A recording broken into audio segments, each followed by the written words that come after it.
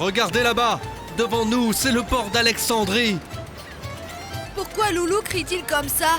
C'est parce qu'il est alexandrin. C'est là qu'il est né et sa ville lui manquait beaucoup.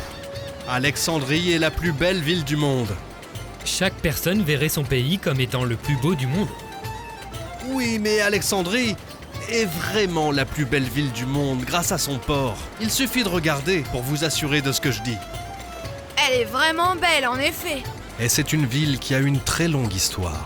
Ce port où nous allons bientôt débarquer, ce port a été construit il y a plus de 4000 ans.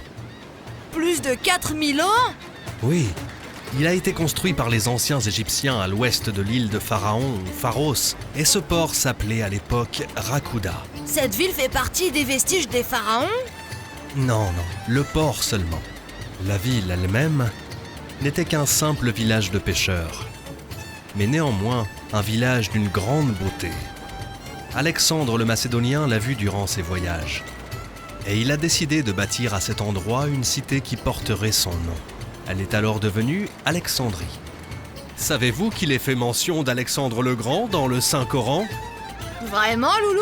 C'est lui, Zoualcarnaïn. Ça, c'est une information qui n'est pas confirmée. Oui, moi je crois que Zoualcarnaïn, c'est le roi persan Cyrus. Non, c'est Alexandre le Grand. Non, je t'assure, c'est le roi Cyrus. Non, Alexandre. Non, Cyrus. Arrêtez ce débat. Le Coran n'a pas révélé qui est Zoualcarnaïn et l'ère à laquelle il a vécu. Mais ce qui est important dans son histoire, c'est la morale qu'il faut en retenir. Je ne comprends vraiment pas de quoi vous êtes en train de parler. Qui est Zoualcarnaïn en fait? Et quelle est son histoire? Je te raconterai son histoire dès qu'on arrivera au port.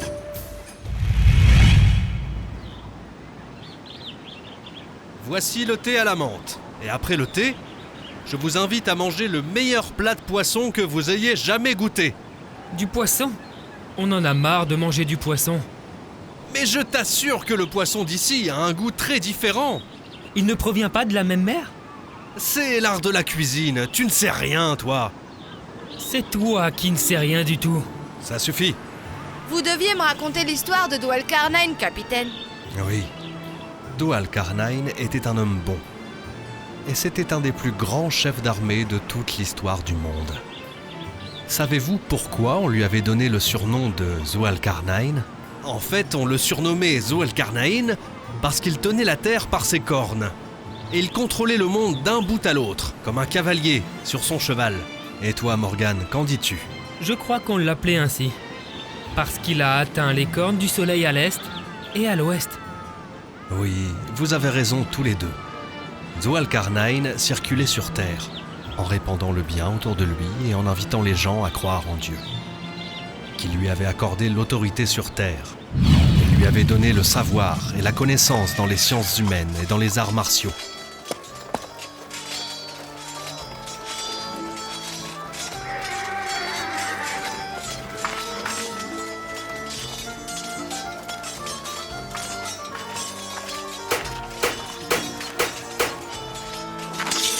Il faut que tu plies ton genou de devant en donnant tes coups.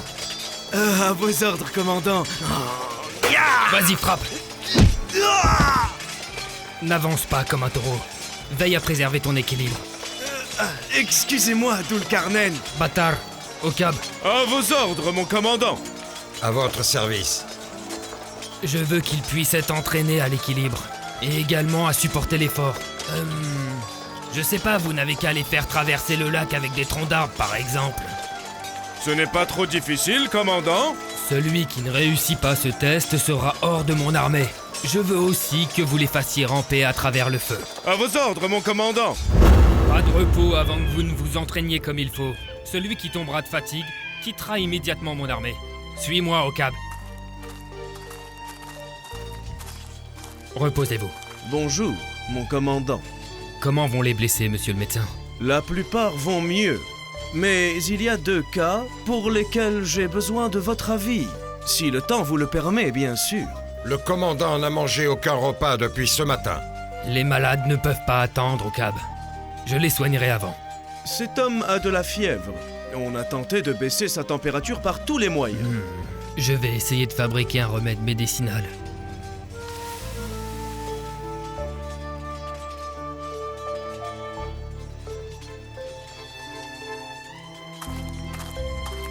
m'ouvres la bouche, mon frère. Je vais le lui faire boire, monsieur. Et me priver de la récompense, tu guériras si Dieu le veut. Il commence à suer. C'est une bonne chose. Le deuxième cas est une flèche empoisonnée. Il faut retirer le poison immédiatement. Monsieur, c'est trop dangereux pour vous. Mais on n'a pas d'autre choix.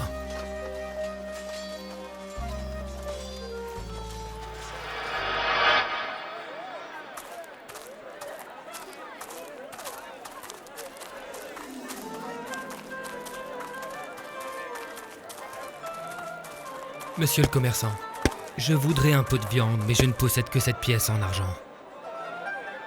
Vous n'avez qu'à prendre ce morceau de viande, je vous l'offre. Gratuitement? Que Dieu vous garde. Prie plutôt pour Dul Karnaïn, qui a répandu la justice et le bien. Que Dieu lui pardonne pour le peu de service qu'il offre aux gens.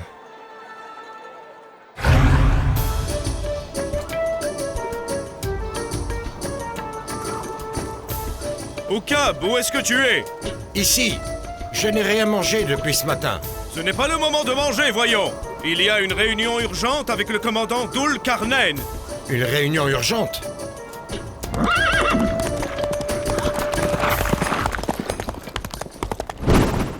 Vous vous demandez certainement pourquoi je vous ai réunis alors qu'il fait nuit. Le commandant a très certainement des raisons valables. Préparez-vous pour le voyage. Un autre voyage? Vous avez pratiquement fait le tour de la Terre, monsieur. Tu l'as dit toi-même. Pratiquement. Pas entièrement. Je dois absolument visiter tous les recoins de la Terre pour m'assurer que j'ai rendu service à tout le monde. Pourquoi pensez-vous toujours que vous n'en faites pas assez? La connaissance et le pouvoir sur Terre sont une épreuve pour l'homme. Dieu m'a donné la force et la connaissance pour voir si je le remercierai ou non. Et à votre avis, quelles sont les marques de remerciement, commandant? La moindre chose que je puisse faire est de rendre service aux gens partout où je vais. Et également de propager la foi en Dieu et de les aider dans leurs affaires. Nous voyagerons demain si vous le voulez. Nous voyagerons cette nuit. Je prendrai avec moi le commandant Oukab, le commandant Bâtard et leurs soldats. Et je laisserai le reste des soldats ici pour la protection des gens. Silence! Silence, j'ai dit, messieurs les membres du conseil de Gobustan! Silence, s'il vous plaît. Monsieur Happiness, les terres de Gobustan s'arrachent entièrement. Et il n'y a qu'une minorité de personnes qui en tirent profit. As-tu une preuve? Demandez à ceux qui ont faim et qui n'ont pas de quoi se vêtir et les opprimés à qui on a volé les terres et qu'on a privé de toit. Je ne suis pas d'accord. Les propos de Petro sont offensants. Et en tant que responsable de la sécurité et de la protection des gens, je puis vous assurer qu'aucun de ces crimes n'a pu avoir lieu. Vous êtes envieux de Monsieur Margot, car il possède plus d'argent que vous. Non, ce n'est pas vrai. Je dis seulement la vérité. Petro, arrête de jouer avec les sentiments des gens et de susciter leur colère. Arrête d'attiser le feu entre les gens de Gobustan. Je crois qu'il mérite le châtiment, monsieur. Il faut le destituer pour se débarrasser de son opposition durable.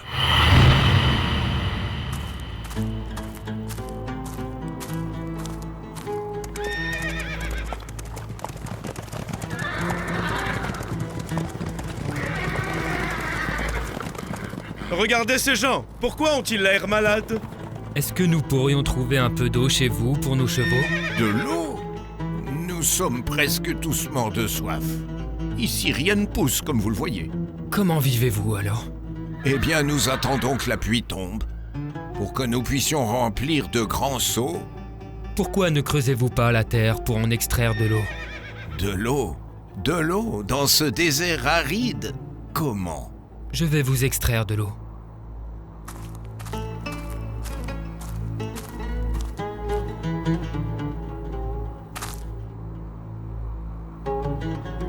Qu'est-il en train de faire? Est-ce qu'il est fou?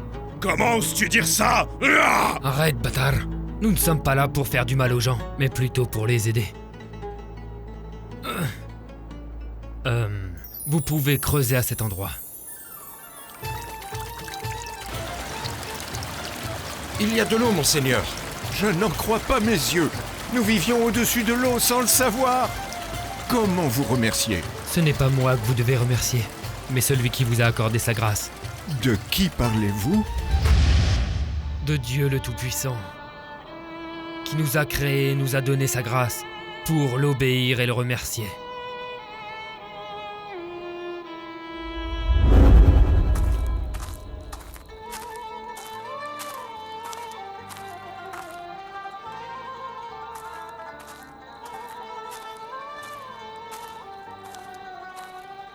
Petro, j'ai eu peur qu'il te tue. N'aie pas peur, Johanna.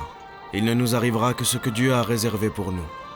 Écoute, Petro, ta foi en Dieu et le fait que tu ne vénères plus les idoles suscite la colère des gens au Gobustan. Oh, je me fiche d'eux. Oui, mais eux possèdent l'argent et le pouvoir. Et il leur est vraiment très facile de causer du mal à tous ceux qui s'opposent à eux. Ce qui arrive est vraiment trop injuste. Nous devons changer ça. Comment alors que nous ne possédons ni armes ni argent? Et la plupart des gens sont partisans de l'hypocrisie des gouverneurs. Oui, tu as raison. J'aurais souhaité que la terre soit pleine de justice et qu'elle soit gouvernée par un homme fort et partisan de la bonté, comme Dulcarnain dont on entend parler. Il est très loin de nous. Nous habitons à l'extrême ouest et la distance qui nous sépare de lui correspond à de longs mois de voyage, Petro. Il serait plus facile pour nous de prendre la fuite pour aller vers lui.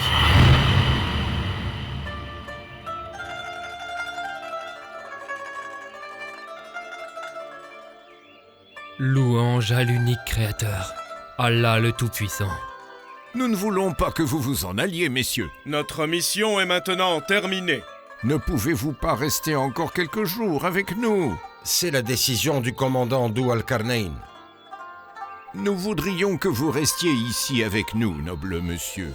Lève-toi, voyant, et ne te plie que pour Dieu. Maintenant que vous savez comment creuser des puits et planter des graines du désert, dans quelques années, des palmiers sortiront de vos terres afin que vous mangiez, vous et vos enfants.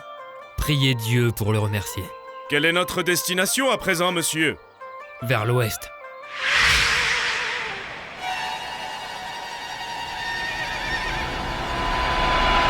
L'armée de Dulcarnain est aux portes de la cité. Préparez-vous! La guerre! La guerre! La guerre! Attendez! Arrêtez-vous! Pourquoi faire la guerre à Dulcarnain? Dulcarnain est un homme bon et juste, et il n'a volé aucune terre où il est entré. Qu'ont fait nos enfants pour mériter cette guerre? Vous êtes des traîtres, des partisans de l'ennemi! Est-ce qu'on les tue, monsieur? Non, pas maintenant. Combattons d'abord l'armée de Dulcarnain et venons-en à bout. Nous nous occuperons ensuite des traîtres. Êtes-vous sûr que nous sommes capables d'affronter l'armée de Dulcarnain? Je crois que... c'est quoi ça? Un tremblement de terre! Un tremblement de terre! Un tremblement de terre! Une catastrophe encore plus grande! C'est l'armée de nos ennemis! Écoutez-moi. Je ne viens ni pour vous envahir, ni pour vous prendre vos terres. Je viens simplement pour propager le bien et la justice. Que dites-vous de ça? La situation n'a pas besoin de réflexion. Nous nous soumettons. Mon commandant, prenez ce que vous voudrez, notre or, nos terres et nos esclaves, mais laissez-nous vivre. Et qu'allons-nous faire avec ce peuple? Retiens-les jusqu'à ce qu'on sache ce qu'on va faire. Je me demande s'il va nous tuer.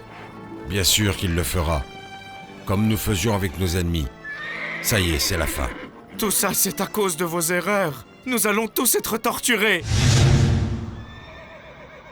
Qu'allons-nous faire des prisonniers? Il faut attendre les ordres du commandant, bien sûr. Mais le commandant est très occupé. Laisse-le maintenant. Il est en train de prier Dieu. Et le soleil est sur le point de se coucher. Regardez. Le soleil ne ressemble-t-il pas à un feu arrondi qui est sur le point de s'éteindre dans la mer? Je ne savais pas que notre commandant était poète. Il n'est pas le commandant militaire maintenant. Il est seulement le croyant, qui contemple la beauté du coucher du soleil. Béni celui qui a créé tout ça. Le soleil se couche chaque jour et malgré ça, l'image change à chaque fois. Ah, quel miracle de Dieu le Tout-Puissant. Monseigneur, que faire avec les prisonniers? On torturera les tyrans afin de les punir pour ce qu'ils ont fait, et ainsi qu'ils servent d'exemple pour les autres.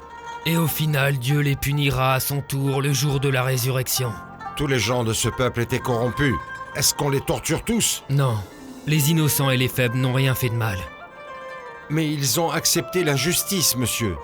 Ils ne pouvaient pas faire autrement. Ils n'avaient pas les moyens pour résister. Alors on leur pardonne? Oui, mais pas seulement. Nous allons compenser l'injustice qu'ils ont subie en leur disant des choses qui leur feront du bien. Louange à Dieu qui m'a donné le pouvoir sur terre, et m'a accordé les raisons de la victoire, et m'a inspiré pour gouverner avec justesse. Au nom d'Allah, le tout miséricordieux, le très miséricordieux. À ceux qui t'interrogent au sujet de Dul-Qarnayn, réponds, je vais vous en narrer quelques faits mémorables qui méritent d'être rappelés. Nous avons consolidé sa puissance sur terre et nous l'avons favorisé dans tous ses projets. Et aussitôt, il entreprit une première expédition qui dura jusqu'à ce qu'il eût atteint le point le plus extrême de l'Occident. Là, il vit que le soleil se couchait sur une source bouillante au bord de laquelle vivait une peuplade. Nous lui dîmes, « Ô Dul-Qarnayn, libre à toi de les châtier ou de les traiter avec bienveillance. Celui qui est injuste, dit-il, nous le châtierons. Après quoi, il sera ramené à son Seigneur qui lui infligera un châtiment des plus sévères. Quant à celui qui croit et pratique le bien, une très belle récompense lui est réservée, et nous ne lui donnerons que des ordres faciles à exécuter. Allah le Majestueux a dit vrai. » Mais qui est-ce qui a nommé Dul-Qarnayn comme gouverneur de ce peuple? Est-ce que ce sont les soldats ou le peuple lui-même qui l'a nommé? Ni l'un ni l'autre. C'est Dieu le Tout-Puissant. C'est lui qui a ordonné à Dul-Qarnayn de gouverner ce peuple, et il l'a laissé choisir entre le châtiment ou le pardon. Il a choisi le châtiment pour les injustes. Et il a aussi choisi le pardon pour les croyants. Ça, c'est parce qu'il a jugé avec justesse. Et la situation du royaume s'est améliorée grâce à sa justice. Et qu'est-ce qui lui est arrivé après cela? Dul-Qarnayn a été rassuré quant à l'accomplissement de sa mission. Et il a pris confiance pour la poursuite de son voyage. Où est-ce qu'il est allé? Et qu'est-ce qu'il a fait? Tu ne nous avais pas promis un délicieux plat de poisson? D'abord le repas. Et ensuite je vous raconterai ce qui est arrivé à Dul-Qarnayn.